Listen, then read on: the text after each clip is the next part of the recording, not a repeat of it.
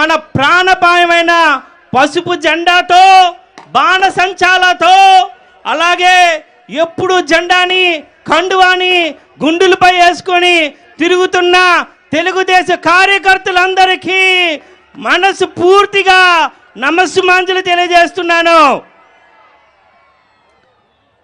3 దశాబ్దాలుగా ఈ విషపు రాతలతో విపరీతమైన బుద్ధితో మన ప్రతిపక్షాలు మనని కీడిస్తూ మనకి ఎన్నో ఆటంకాలు కలిగించిన మొక్కి వాళ్ళని దీక్షతో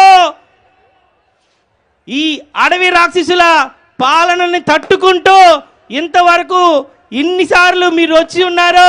ప్రతి కార్యకర్తకి, ప్రతి తల్లికి, ప్రతి చెల్లికి, నా మొత్తం పసుపు సైనికులందరికీ మరొక్కసారి వందనాలు తెలియజేస్తున్నాను. అవ్వా తాతలకి 200 ఉండే పెన్షన్ని 2000 చేసిన ఘనత మన శ్రీ నారా చంద్రబాబు నాయుడు గారిదే.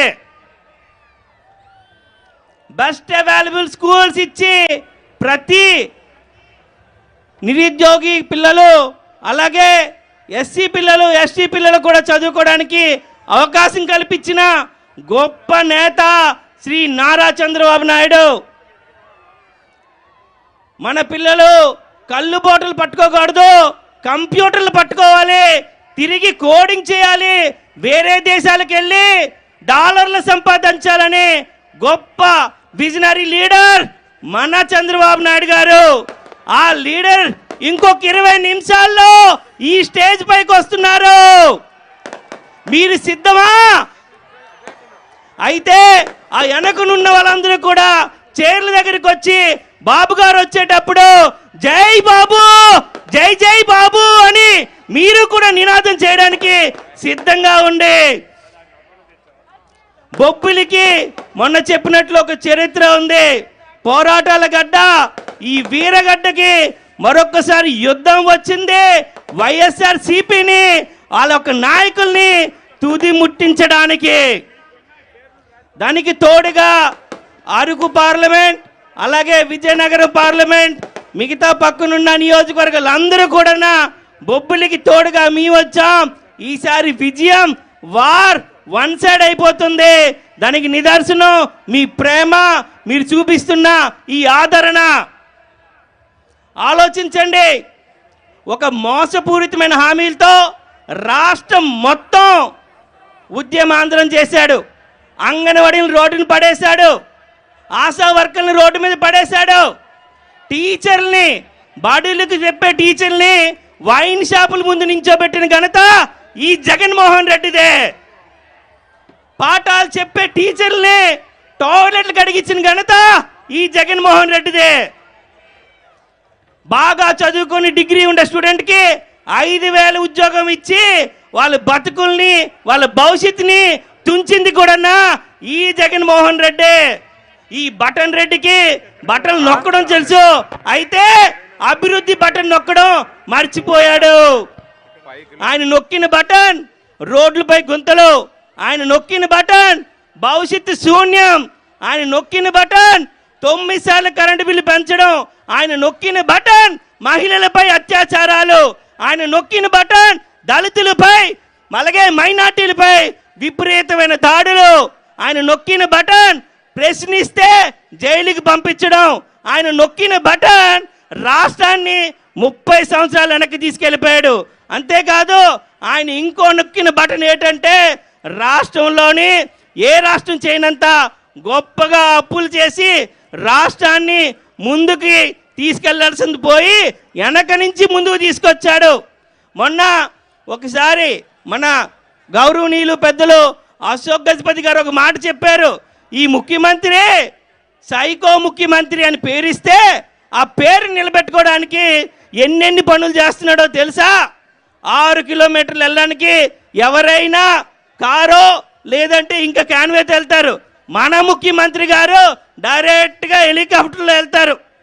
మొన్నటికి మొన్న మన కంకటాపల్లిలో ట్రైన్ యాక్సిడెంట్ జరిగితే ముఖ్యమంత్రి ఏరియల్ వ్యూ చూసుకొని 4 బోగీలు పడిపోయాయి, 50 మంది క్షతగాత్రులు అయ్యారు, 3-4 చనిపోయారని సర్వే చేసిన ముఖ్యమంత్రి ఎవరైనా ఉన్నారంటే అది ఈ జగన్మోహన్ రెడ్డి. సిగ్గుచేడు జగన్మోహన్ రెడ్డి. ఇంతకు ముందు ఎప్పుడు కూడా ఇంత దౌర్భాగ్యమైన ముఖ్యమంత్రిని చూడలేదు. అయితే ఒక్క ఛాన్స్ అన్నాడు కాబట్టి ఆ ఒక్క ఛాన్స్ ఇచ్చినందుకు మనం మూల్యం చెల్లించాం. అందరూ కూడా తెలుగు యువత మొత్తం ఆంధ్రప్రదేశ్ ఒకే పంతం పెట్టుకోవాలి. అది వైసీపీ అంతమని ఆ వైసీపీకి విడాకులు ఇచ్చి జనసేన తెలుగుదేశపు ఉమ్మడి గవర్నమెంట్ ని రాబోయే 90 రోజుల్లో మనం తీసుకొని రావడానికి సిద్ధంగా ఉండాలి. దీనికి ప్రతి ఒక్క కార్యకర్త గిరిగీసుకోండి. ఈసారి ఓటు వేసేటప్పుడు ఆలోచించండి.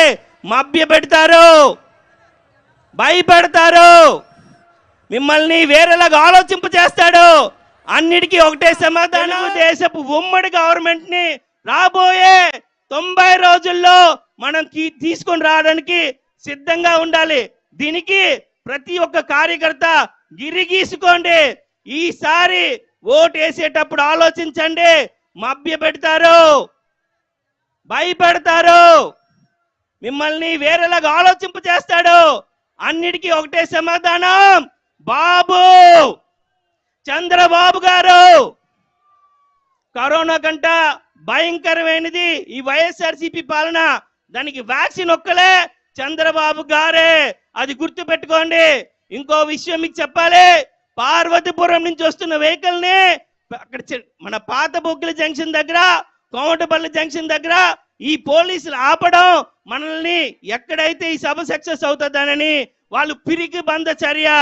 ఆల్రెడీ పిరికి బందలో ఎమ్మెల్యేలని, మినిస్టర్ని, ఎక్స్ మినిస్టర్ని జంపింగ్ చేపిస్తూ ఒక చోట నుంచి మరొక చోటకి పంపిస్తున్నాడు. పెద్ద ఆయన మన లోకేష్ యువనేత ఏం చెప్పాడండి?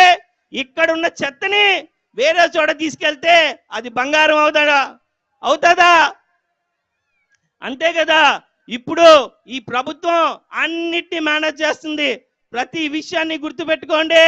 ఒకే ఒక్క విషయం, ఓటుతో సైలెంట్ వారు చేయాల్సిన అవసరం వచ్చింది.